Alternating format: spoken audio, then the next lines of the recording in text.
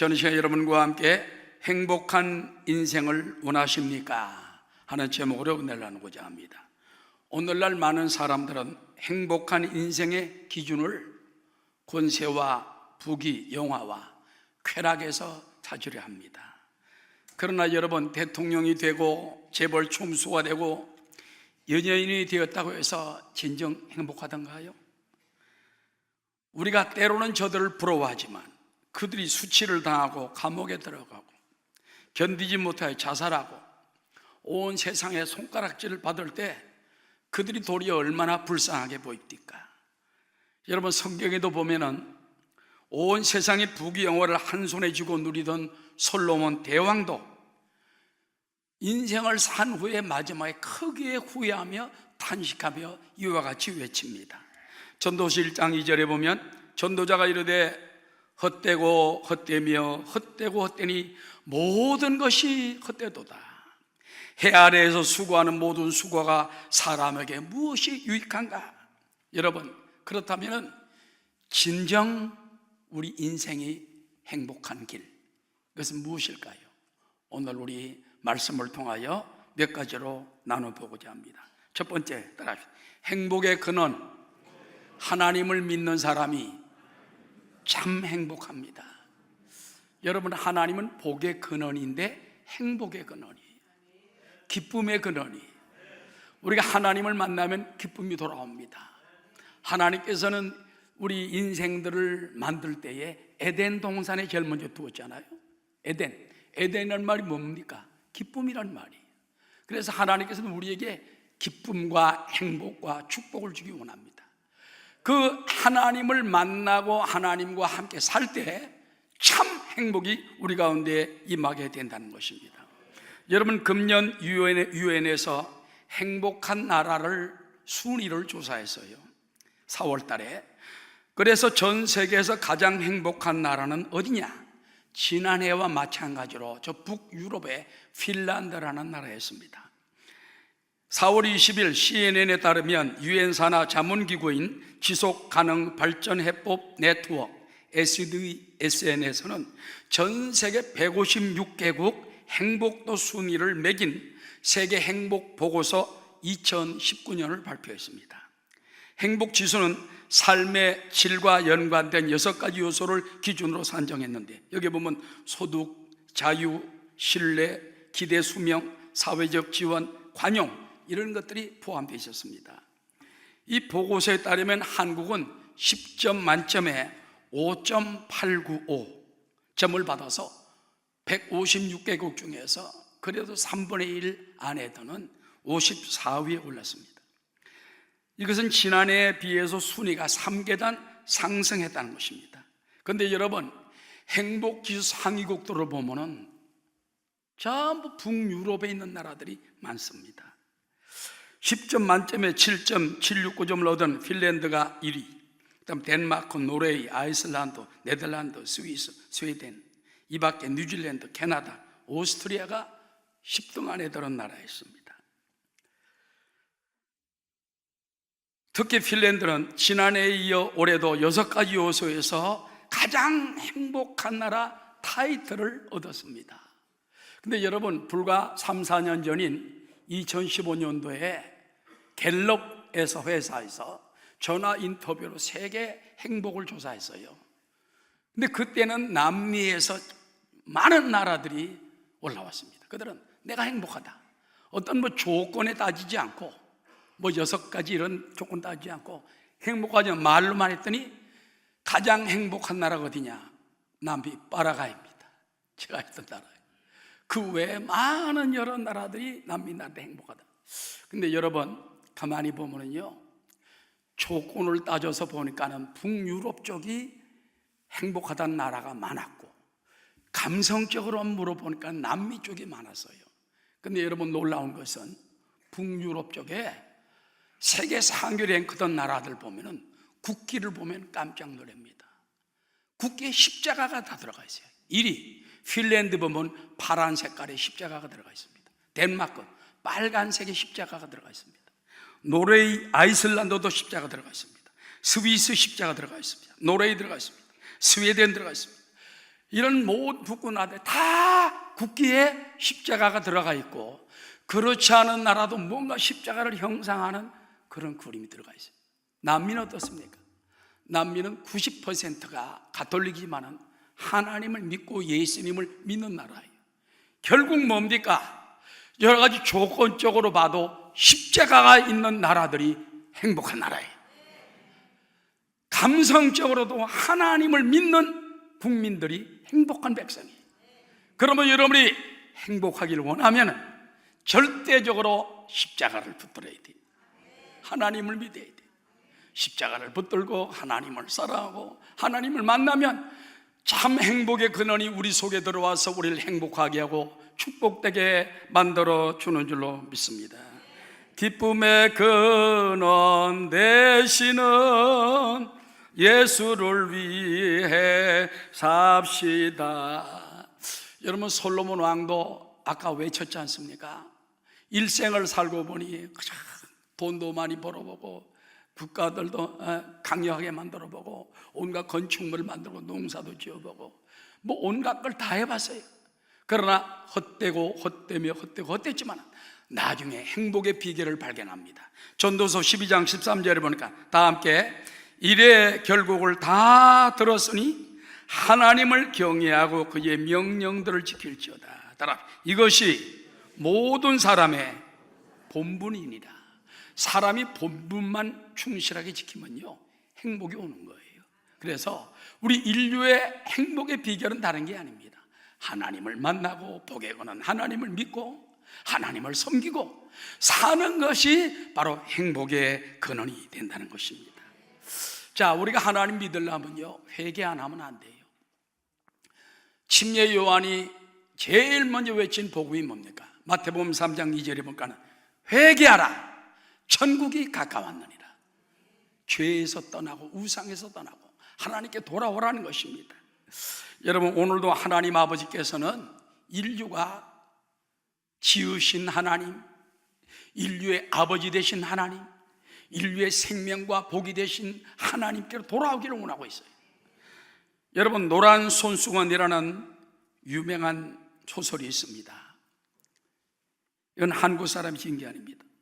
오천석 박사가 샘터에 실은 이야기에 나오는데 보면은 미국 뉴욕에서 플로리다로 가는 버스 안에 많은 사람들이 여행의 기쁨 속에 들떠 있는데 다른 사람들은 막 서로 여행 가기 때문에 기뻐합니다. 휴가철입니다. 근데 맨 앞자리 왼쪽에서 남자 한 사람은 고개를 푹 숙이고 우울에 빠져 있는 거예요.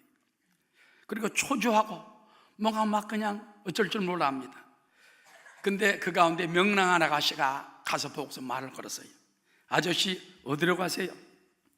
그는 자기 이름을 빙고라고 소개하면서 자신이 뉴욕 교도소에 4년을 복역하고 출소하여 집으로 가는데 4년 전 그는 자기 부인에게 나쁜 짓을 했어요. 그래서 남편으로 못할 짓을 했기 때문에 그래서 그는 자신의 아내에게 감옥에서 편지를 썼답니다. 여보, 이제 나 같은 사람은 잊어버리고 좋은 남자 만나 사십시오. 미국에서는 뭐 그런 이혼 또 재혼 그런 게 많지 않습니까? 근데 아내가 아무 대답이 없더라는 것입니다. 그리고 그는 지금 출소한 다음에 갈 데가 없으니까는 마지막으로 편지를 썼어요. 그러면서 아내에게 편지 쓰기를, 여보, 만일 동네 어귀에 있는 참나무에 노란 손수건을 걸어놓는다면 나를 용서하고 받아준 줄로 믿고 버스에서 내릴 것이고, 노란 손수건이 없으면 다른 남자와 결혼한 줄 알고 내가 그냥 떠나겠어. 편지 한 장 딱 보내고 그 얘기를 아가씨에게 하니까는 버스 안에 있는 사람들이 다 그걸 알게 됐어요. 저 사람은 뉴욕 교도소에서 4년 복무하고 나온 사람이다. 부인에게 못된 짓을 했다. 그는 이제는 부인에게 돌아가는데 노란 손수건이 안 보이면 그는 일생은 이제 다른 데로 가야 된다. 사람들이 점점 다가오는데 그 집 앞에 큰 참나무가 있어요. 전부 다 긴장을 했습니다. 그런데 보니까 노란 손수건이 1개가 아니라 20개가 아니라 온 나무가지에 노랗게 달렸습니다. 사람들이 버스에서 일찍 외쳤습니다. 와, 노란 손수건이다. 그 사람이 어떻게 했겠습니까? 내렸습니다. 내려가지고 아내와 다시 결합을 하고 아내 앞에 무릎을 꿇고 여보, 내가 잘못했어. 내가 다 싫은 나쁜 짓하라고 내가 당신을 죽도록 사랑하겠어. 행복한 부부가 되었다는 것입니다. 근데 여러분, 이 노란 손수건 이야기는 실제로 있었던 이야기랍니다. 또한 이 이야기는 토니 올란도라는 사람이 1973년에 노래를 하면서 세계적으로 히트하면서 그 따뜻한 이야기거리로 자리 잡게 되었다는 것입니다. 여러분, 우리 이것을 보면서 무엇을 생각합니까? 하나님 아버지는 내가 지은 너희, 내가 택한 너희, 내가 잃어버린 양들이 아버지께로 돌아오기를 기다리고 있다는 것입니다. 한 영혼에도 주께 돌아온다면 하나님 뛰어나와서 그를 맞이해 준다는 거 잊지 말게 되시기 바랍니다. 그 다음에 따라 예수님 믿고 영원한 삶을 소유합시다. 여러분, 십자가, 이건 엄청난 축복입니다. 십자가만이 우리의 길이요 진리요 생명이 되고, 십자가만이 하나님께로 갈 수 있는 길이 되고, 십자가만이 하나님 앞에 도달하고 하나님 자녀가 되게 만들고 주고, 십자가만이 우리 죄를 깨끗하게 씻어주고 죄인을 의인으로 지옥 갈 사람을 천국으로 이끌어주는 길이 되는 줄로 믿습니다. 여러분, 축복이라는 말이 블레싱이라는 말이잖아요. 이 블레싱이라는 말이 블리드라는 말에서 나왔답니다. 이 블리드라는 말이 뭐냐? 피 흘린다는 것, 피 흘린다는 것. 우리 기독교, 다른 종교의 축복은 내가 그냥 기복, 내가 원하는 것을 복을 구합니다. 그러나 기독교는 아닙니다. 피를 흘린 분, 예수 그리스도를 통해서 그 피를 통하여 하나님께 나갈 때 참된 아버지의 복을 받게 된다는 것입니다. 요한복음 3장 16절에 보니까 하나님이 세상을 이처럼 사랑하사 독생자를 주셨으니, 따라합시다. 이는 그를 믿는 자마다, 믿어야 돼. 믿지 않으면 안 돼. 그래서 사람이 마음으로 믿어 의에 이루고 입으로 시인하여 구원에 이르는 것처럼, 하나님, 내가 죄인입니다. 하나님 모르고 살았습니다. 예수 그리스도를 내가 영접합니다. 오셔서 내 주인이 되어주시고 나를 영원토록 인도해 주옵소서. 우리가 회개하고 또 입술로 고백하며 영접할 때 그를 믿는 자마다 멸망하지 않고 영생을 얻게 하는 축복을 얻게 되는 것입니다. 여러분, 스코틀랜드의 한 도시에서 부흥회가 열렸답니다. 그 부흥사는 하나님 앞에서 탕자와 같지 않은 사람은 한 사람도 없다, 그런 말이 있어요. 그러면서 하나님 앞에서 볼 때 우리는 항상 죄인이고 항상 못났고 항상 부족하고 항상 우리는 죄인이다. 그렇기 때문에 여러분 마음속에 하나님께 지금이라도 돌아와라. 무슨 죄를 지었던지 간에, 살인죄를 지었던, 간음죄를 지었던, 도둑질을 했던, 무슨 죄를 지었던 지금 돌아오면 하나님은 작은 죄는 큰 죄건 회개하는 사람을 용서해 주신다. 그 말을 듣고 나서 이 청년이 회개를 했어요. 이 청년은 한 시골 부잣집의 외아들로서 부모의 사랑을 많이 받고 자랐지만은 시골 생활도 재미없고 홀어머니의 잔소리도 듣기 싫어서 어느 날 집안에 감나가는 귀중품을 갖다가 재산을 다 챙겨가지고 집을 나간 탕자처럼 나가버렸어요. 성경에 나온 탕자는 아버지가 나눠준 분깃을 가지고 갔지만 이 사람은 홀어머니에게 있는 재산을 다 떨어가지고 귀중품을 다 떨어가지고 그리고 그냥 나간 것입니다. 그리고 집을 나간 후에 10년 동안 집에는 한 번도 연락을 하지 않고 살다가 부흥회 때 그 음성을 들은 거예요. 하나님 앞에는 죄인하는 사람이 아무도 없다. 죄 없는 사람이 없다. 그러니까 하나님께 돌아가면 용서해 준다. 우리 부모도 그와 같은 마음을 가지고 있다. 그 말을 통해서 그는, 그래, 내가 하나님께 용서를 빌고 또 우리 어머니께 돌아가야지. 그래서 그는 결심을 하고 길을 떠났습니다. 집 가까이 돌아왔는데 늦은 밤중에, 밤늦게 깜짝 놀랐어요. 대문이 활짝 열려있고 불이 환하게 켜있는 거예요. 그래서 주밋주밋하고 들어가는데 안에서 어머니가 뛰어나옵니다. 아들아, 네가 왔느냐? 네가 왔느냐? 그래서 일단 껴안고 울었습니다. 어머니, 내가 잘못했어요. 내가 돌아왔어요. 근데 어머니, 내 물어볼 게 있어요. 내가 올 줄 어떻게 알고 대문을 열어놓고 불을 하나 켰습니까?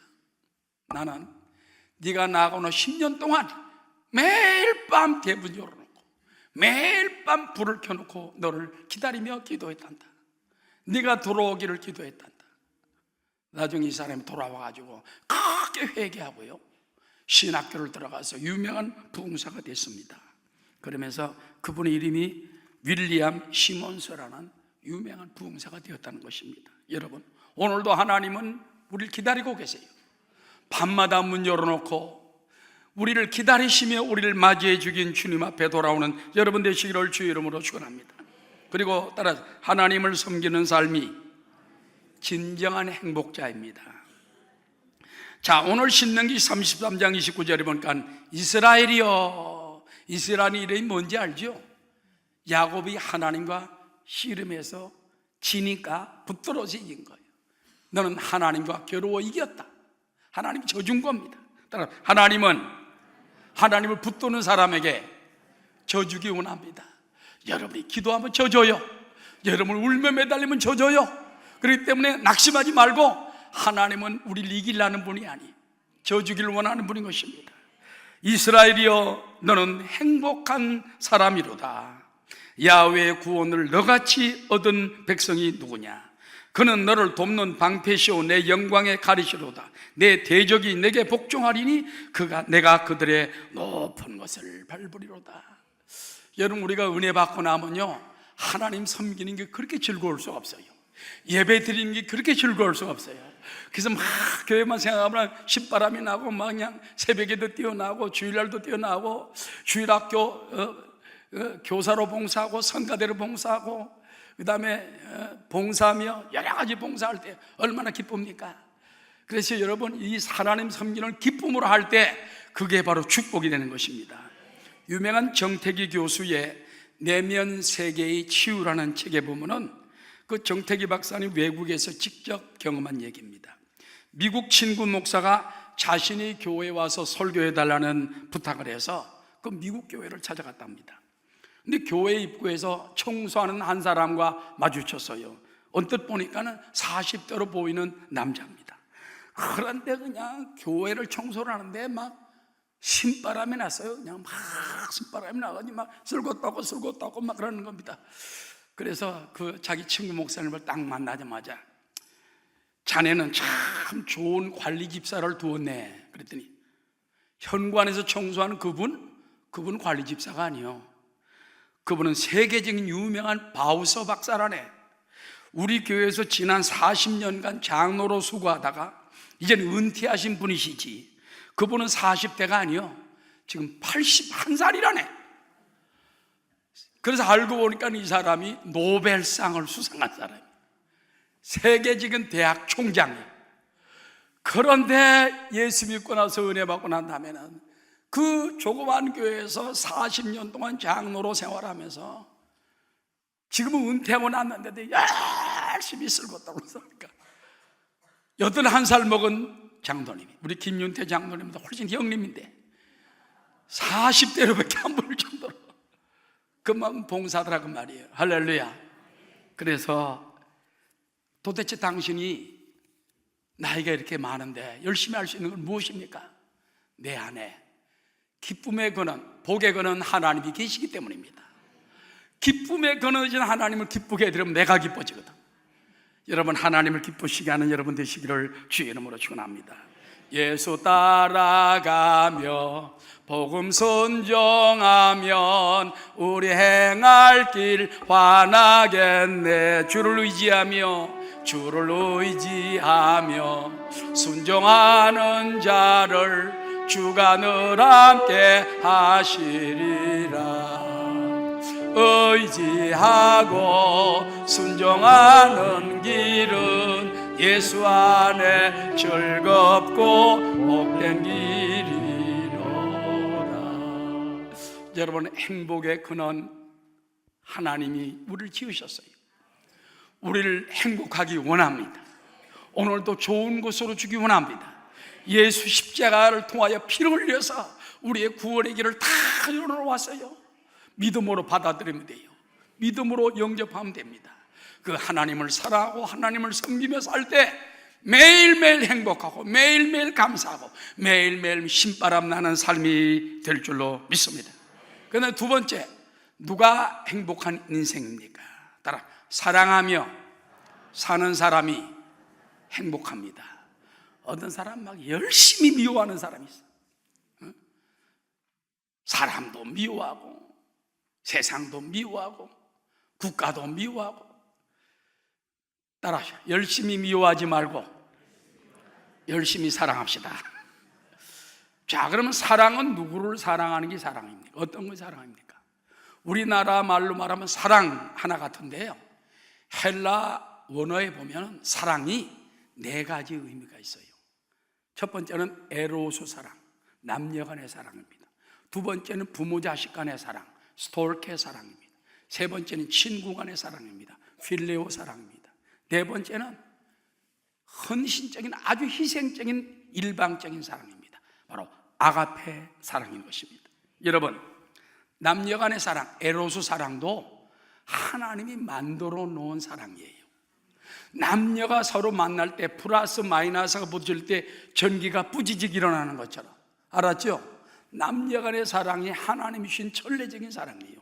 남자와 남자와 여자 좀 뭐 마음대로 허락하라, 막 다자성애도 괜찮다, 뭐 한 남자가 사람을 뭐 수십 명 여자를 사랑해도 되고 여자 하나가 남자 수십 명 사랑해도 괜찮다, 이런 이론을 들고 나오는 것은 이거는 잘못된 거예요.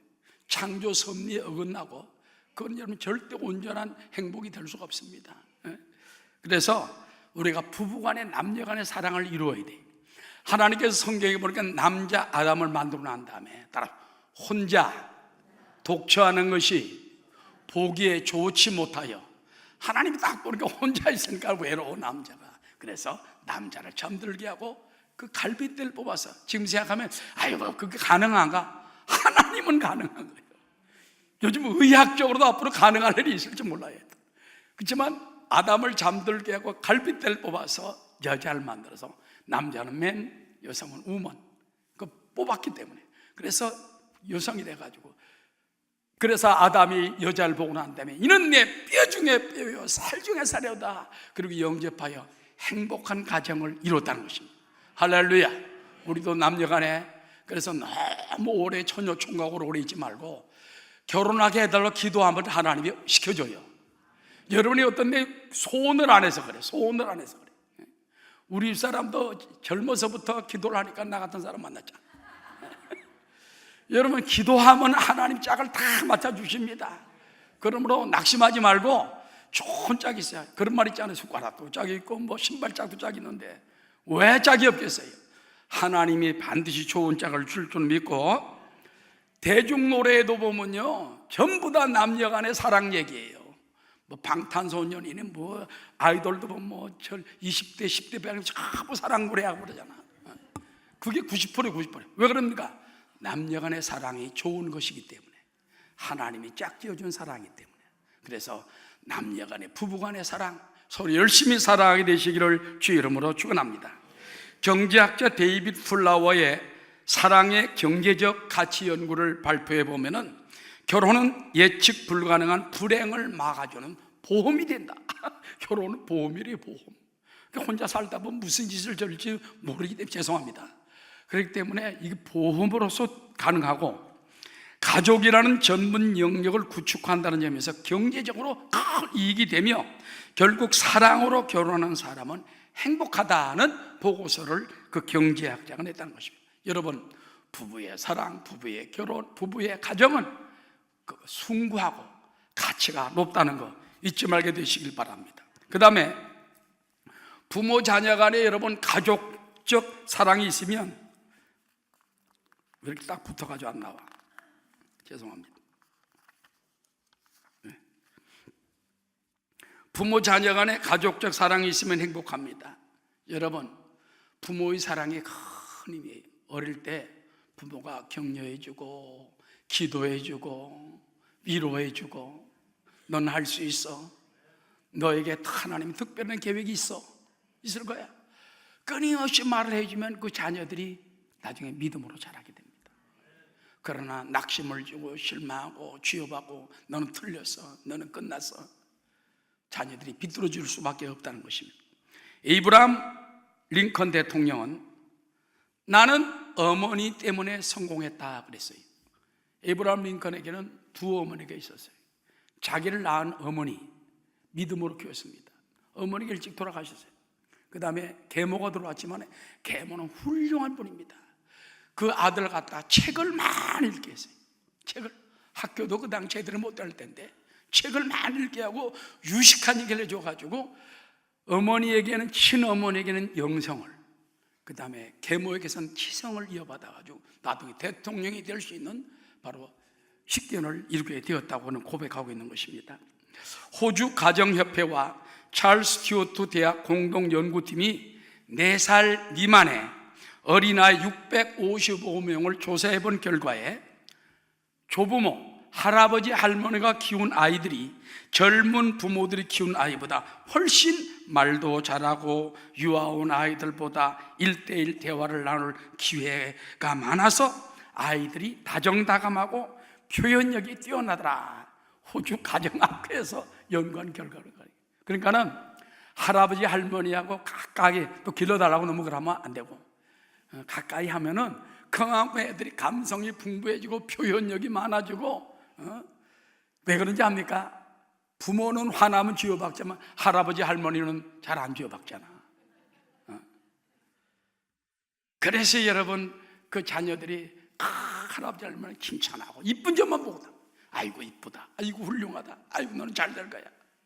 그러니까 자녀들이 그 격려를 받아가지고 담대해질 수가 있다는 것입니다. 그 다음에 가까운 이웃 친구 간의 우정성 사랑도 행복합니다. 여러분 성경에 보면 그런 말이 있어요.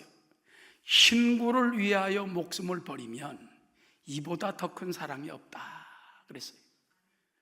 어떤 사람은 친구를 위하여 목숨까지 버리는 사람도 있습니다. 영국에 실제 그런 실화가 있었다지 않습니까? 왕궁 보물을 도적질하러 갔던 사람이 잡혔어요. 그거는 국법에 의해서 사형을 시켜야 됩니다.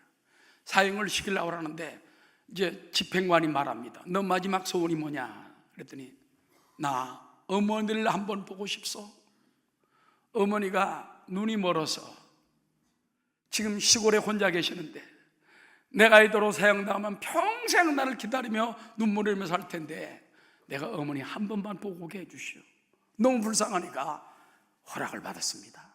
그 대신 당신 대신에 누가 여기 사형대에 누가 있어야 된다. 그랬더니 친구 한 사람이 내가 사형대에 있겠소. 그 친구가 거기 있고, 그래서 너 여기서 내가 갔다가 얼른 오게. 그래가지고 갔습니다. 갔는데 사형 시간이 다 돼가는데 오질 않는 거예요. 그럼 알 수 없다. 이제는 사형시키는 수밖에 없다. 사형 집행을 하려고 하는데 막 누가 뛰어들면서 잠깐만 막 얼굴에 흙투성이에 땀투성이 돼가지고 왔어요. 그 사람입니다. 우리 어머님이 얼마나 붙들고 우는지 안 놔줘가지고 내가 좀 늦게 왔어. 그래서 돌아와가지고 그 소식을 영국 여왕에게 보고했더니 영국 여왕이 이런 사람들을 갖다 사형시킬 법이 없다. 두 사람을 다 석방시켜버렸어. 할렐루야. 그 친구 때문에 살아난 거라고 말입니다. 여러분, 이런 친구는 목숨까지 내놓을 수, 그 사람은 자기 친구를 알았어요. 실수해서 그렇지만은 그러나 그는 알았기 때문에 그것을 바로 책임질 수 있었다는 것입니다. 오늘도 우리가 교회 내에서 때로는 여러분 주님을 위하여 뿐만 아니라 친구를 위해서도 그저 피와 땀과 목숨까지 내놓을 수 있는 이런 사랑, 이것이 위대한 사랑이 될 줄로 믿습니다. 예수님은 자기를 십자가에 못 박고 침뱉고 모욕하는 자들을 향하여 저들의 죄를 용서하소, 저들의 죄를 저들에게 돌리지 말라고 기도했던 걸 볼 수 있는 것입니다. 그 다음에 따라 불우한 이웃을 위한 헌신적인 사랑이 행복을 줍니다. 아가페 사랑, 이건 헌신적인 사랑입니다. 하나님의 사랑을 말하는 거예요. 십자가의 사랑을 말하는 거예요. 그런데 여러분, 우리가 주님의 사랑을 닮아서, 아까 찬송가의 찬양팀 말한 것, 주님의 사랑 닮아서 우리 주님처럼 복음을 나눠주고 사랑을 나눠주고 우리의 정말 작은 것이 나눠준다면 하나님이 갚아주세요. 자, 사도행전 20장 35절입니다. 다 함께 범사에 여러분에게 모본을 보여준 바와 같이 수고하여 약한 사람들을 돕고 또 주 예수께서 친히 말씀하신 바 주는 것이 받는 것보다 복이 있다 하심을 기억하여야 할지니라. 할렐루야. 이번에 우리 안수집 사회에서 이제 오늘까지인 것 같습니다. 강원도 산불 피 입은 사람들에게 조그만 정성을 우리가 모아서 드리자, 그런 운동을 하는데, 여러분, 이런 것은 아주 훌륭한 것입니다. 우리가 조금이라도 마음과 정성을 쏟았다면 이것이 바로 주는 것이 받는 것보다 복이 있는 사람이라는 것을 깨달는 것입니다. 그뿐만 아닙니다. 하나님은 주면 우리에게 돌려주십니다.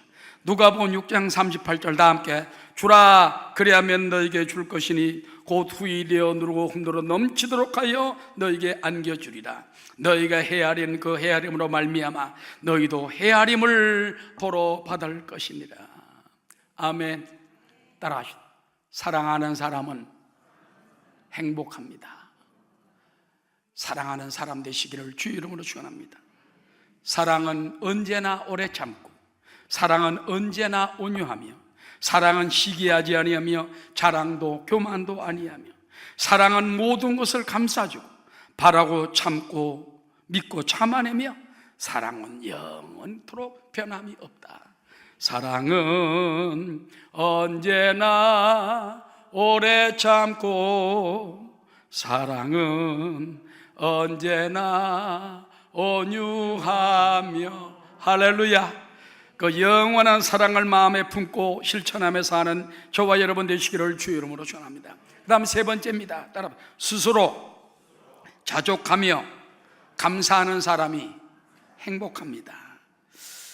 나는 넉넉하다고 느끼며 사는 사람이 바로 행복하다는 것입니다. 여러분, 자족, 즉 지족이라는 말은요, 따라 스스로 넉넉함을 느끼는 마음. 어떤 사람은 별로 소유가 많지 않아도 이만만 해도 나는 넉넉하다, 나는 감사하다.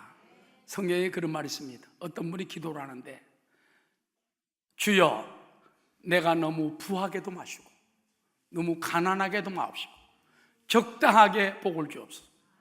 내가 너무 가난하면 하나님을 원망할까 하오며, 내가 너무 부자가 되면 하나님 모른다고 떠나갈까 봐 싶으니 적당하게 복을 주시옵소서. 할렐루야. 그래서 여러분, 부자가 되는 건 좋지만은 하나님을 떠날 만큼, 타락할 만큼 물질이 그 사람에게 양이 많게 주어지면은 없는 게 나아요. 차라리 적당한 게 나아요. 그럼 자족하는 마음을 가지게 되시기 바랍니다. 1970년도에 노벨 경제학상을 받았던 폴 사무엘슨이라는 사람이 있습니다. 이 사람은 욕구 충족이 곧 행복이다, 그런 말을 했어요. 행복에는 조건이 있는데 그 조건이 충족될 때 행복을 느낄 수 있다. 먹고 싶을 때 먹어야 하고, 가고 싶은 데 가야 하고, 입고 싶은 거 입는 것이 행복이라는 말인데, 그러나 욕구를 충족한다 해서 사람이 완전한 만족은 안 오더라는 거예요. 쉽게 말하면 말이죠, 여러분, 아무리 멋진 옷도 너무 오래 입으면 실증이 나요. 뭐 아무리 맛있는 것도, 야 곰탕 맛있다, 곰탕 가서 3일만 먹어봐, 질려가지 안 먹어. 잠자고 싶다, 3일만 엎어져 잡아, 더 자기 싫어. 어떤 사람은 99,000원을 가지면 아이고 1,000원만 더 있었으면 그런데, 9,900만 원 가진 사람은 야 이거 100만 원만 있으면 1억이 될 텐데. 그러니까 사람이 자꾸 남과 비교를 하고 조금만 더 가지려다 보면은 참된 행복을 잃어버린다는 것입니다. 그래서 우리는 이만만 해도 얼마나 감사하냐, 이만만 해도 얼마나 감사한가. 그리고 따라 감사하는 생활이 자족하는 생활입니다. 자, 오늘 빌립보 4장 11절 말씀입니다. 다 함께 내가 궁핍함으로 말하는 것이 아니니라. 어떠한 형편이든지 내가 자족하기를 배웠노니 나는 비천에 처할 줄도 알고 풍부에 처할 줄도 알아. 모든 일과 배부름과 배고픔과 풍부와 궁핍에도 처할 줄 아는 일체의 비결을 배웠노라. 여러분, 지난주 모 일간 신문에 보니까 북한의 겨울나기 모습이 쭉 여러 카트에 신문에 났는데 참 너무 비참하더라고요. 영하 30도인데 압록강에 칼바람을 맞으면서 손빨래를 하고 있어요. 아주머니가 영하 30도면 어떤지 압니까 여러분? 그냥 쩍쩍 달라붙는 거예요. 얼음이 얼음. 거기에 두만강 물에 손빨래를 하는 그 여인의 모습을 보여주는 거예요. 그 다음에 북한 국경 경비 초소의 한 군인이 효소가 있는데 유리가 없어요. 창문이 없어요. 비늘로 그냥 헐렁헐렁하는 비늘로 막아놔가지고 바람이 얼마나 죽겠어요. 그리고 옷을 그냥 벌벌벌벌 떠고 있는 모습을 보여줍니다. 그리고 양강도 해산 지역의 한 아파트를 보면은 창문 대부분이 유리창이 없이 뚫려 있고 외벽은 페인트질이 벗겨져 있습니다. 여러분 양강도 저도 이제 평양에 갔을 때 가봤습니다만은 잘 사는 지역입니다. 근데도 아파트에 유리창이 없어요. 유리창도 없고 뚫려 있고 페인트질이 벗겨져 있더라고요. 그리고 북한에는 탈북을 막기 위해 지금 철조망을 더 세우고 사격 표적까지 세워놔가지고, 그래서 어떤 사람 말을 선조 시대보다 더 열악하고 5, 60년 전보다 더 비참한 바로 때가 고난의 행군 때가 됐다. 얼마나 불쌍합니까? 그래서 문화기는 하루빨리 헛된 핵을 버리고 다시 나와서 우리 번영의 길로 가는 길로 우리가 손을 잡고 나갔으면 얼마나 좋을까. 아멘. 기도해 드리는 여러분 되시기를 주의 이름으로 축원합니다. 옛날도 우리 그렇게 살았어요. 우리도 옛날에. 그러나 지금 여러분 누가 겨울에 바닷가에 가서 또 강가에 가서 그 빨래하는 사람이 있습니까? 없습니다. 지금 다들 편안하게 하고 있죠. 감사할 수 있는 여러분 되시기를 주의 이름으로 축원합니다. 마지막으로 따라 최선을 다하는 사람이 행복한 인생입니다. 최선을 다하는 사람이 행복한 인생입니다. 철학자들의 행복의 개념을 보면은 에피큐로스라는 철학자는 이렇게 말씀합니다. 인간의 행복은 쾌락이다, 그런 말이 있어요. 이들은 지성적 쾌락을 말하며 현대인들은 감성적 쾌락을 말한다는 것입니다. 세네카는 말하기를 도덕을 행하는 것이 행복이다 그랬어요. 공자는 말하기를 늙은이를 잘 복양하고 나그네를 잘 대접하고 좋은 제자를 두는 것이 행복이다. 인에 의한 행복론을, 어지린자 행복론을 펼쳤습니다. 동양에 오복이 있습니다. 동양 사람들 5가지 복을 말합니다. 부, 귀, 공명, 장수, 고종명. 즉 오복이 뭐냐? 부해되고 또 귀하면 더 좋고, 공명 이름을 얻고, 장수 오래 살고, 고종명은 명대로 살다가 죽는 거. 그걸 갖다가 오복이라고 말했습니다. 소크라테스는 말하기를 선을 행하는 것이 행복이다. 그래서 이 선은 진리 탐구와 지식에서 온다고 그는 말했던 것입니다. 여러분 요즘 우리 한국에 100살 먹으신 철학자 양반이 계속 책에 나오고 신문에 나온 분이 계세요. 누군지 알죠? 연세대 명예교수 김형석 박사입니다. 근데 그분이 1920년생이더라고요. 내년이면 만 100살이고 금년에 한국 나이로 100살이신데 그분의 100세 일기에 보면 신문에 계속 연재되면서 이런 말이 나옵니다. 많은 사람 자기에게 자꾸 묻는 질문 중에 하나가 뭐냐? 100년 동안 살아오면서 언제가 가장 행복했습니까? 그걸 묻는데 100년 동안 살면서 언제가 가장 행복했습니까? 그런데 그는 가만히 생각해 보니까는 40대에 하버드 대학 교환 교수로 있으면서 세계 여행을 친구들과 다닌 적이 있대요. 그때 세계 여러 나라를 다 보게 되고 특별히 성지를 보게 된 거예요.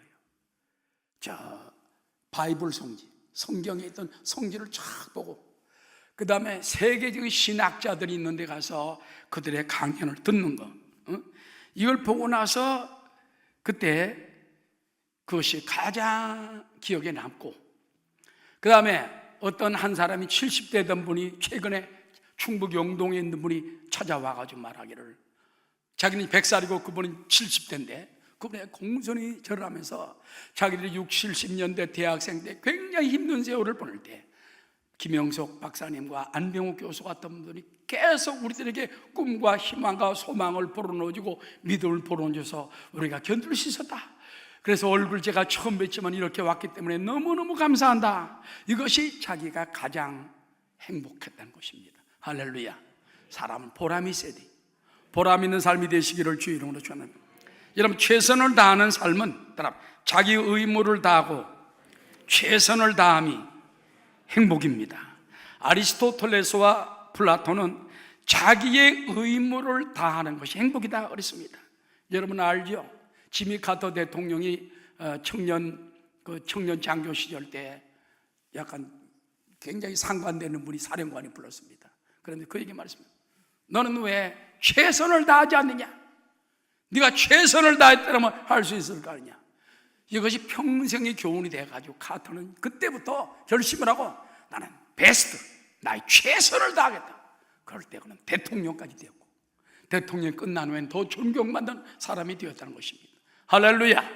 우리도 최선을 다한다면, 하나님을 믿는데 최선을 다하고, 하나님 섬기는데 최선을 다하고, 가정을 위해서도 또 내가 맡은 직분과 사명과 내 직업을 위해서 최선을 다하고, 또 대한민국의 사람으로서 최선을 할 때 여러분 반드시 행복한 사람이 될 줄로 믿습니다. 마태복음 22장 36절에 보니까는 어떤 분이 예수님께 묻습니다. 선생님, 율법 중에서 어느 계명이 크니까? 예수께서 이르시되 내 마음을 다하고 목숨을 다하고 뜻을 다하여 주 너희 하나님을 사랑하라 하셨으니까 이것이 크고 첫째 되는 계명이라. 오늘 빌립보서 4장 13절에 보니까 내게 능력 주시는 자 안에서 내가 모든 것을 할 수 있나니라.